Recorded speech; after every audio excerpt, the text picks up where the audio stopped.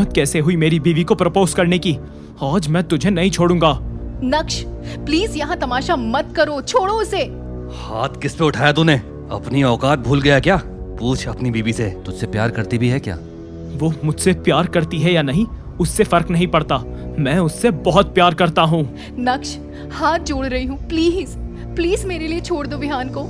नहीं अनिका, आज मेरे हाथों से इसका अंत होगा। अनिका ने नक्श की आंखों में इतना गुस्सा पहले कभी नहीं देखा था। उसके सर पर जैसे खून सवार हो गया था। लेकिन जैसे ही अनिका से उसकी नजरें मिली, अनिका की आंखों में डर देखकर नक्श ने फौरन विहान को छोड़ दिया। तभी मैम्बो अंकल ने कहा, तुझे इस पार्टी में बुलाना ही एक गलती थी। पता नहीं भाई साहब ने कैसे अनिका की शादी तुमसे करा दी। तुझे तो यहाँ से लात मार के निकालना चाहिए।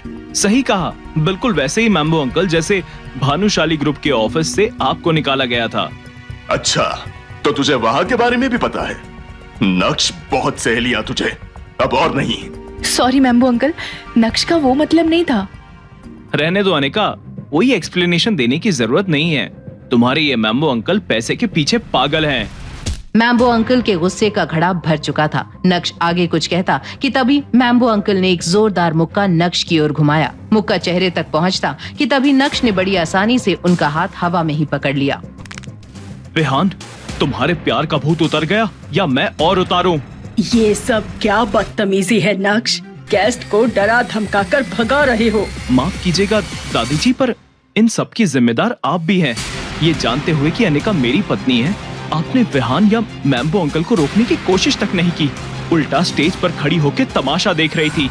नक्श के गुस्से से पूरे पार्टी हॉल में सन्नाटा पसर गया था। मैम्बो अंकल भी पीछे हट गए थे। विहान तो भीगी बिल्ली के जैसे कल्याणी दादी के पीछे छिप गया था। नक्श आगे कुछ कहता, तभी उसकी सासू माँ चित्रा ने उसे जोर का एक थप्पड़ मारा।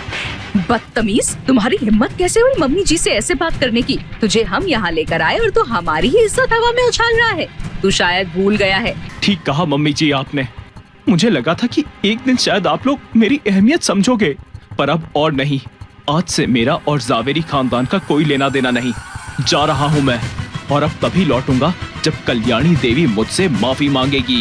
इतनी बड़ी स्पीच दे दी तूने, अब उसका एप्रिसिएशन तो बनता है।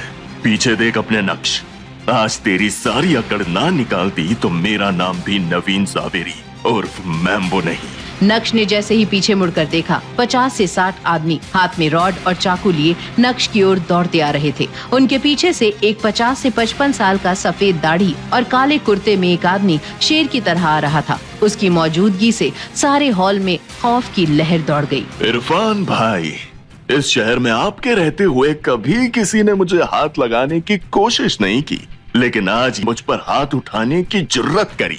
बस कर मैम्बो, और कितना मक्खन लगाएगा? तूने मुझे मदद के लिए बुलाया, मैं आ गया। अब बता कौन है वो? वही जो आपके सामने खड़ा है इरफान भाई।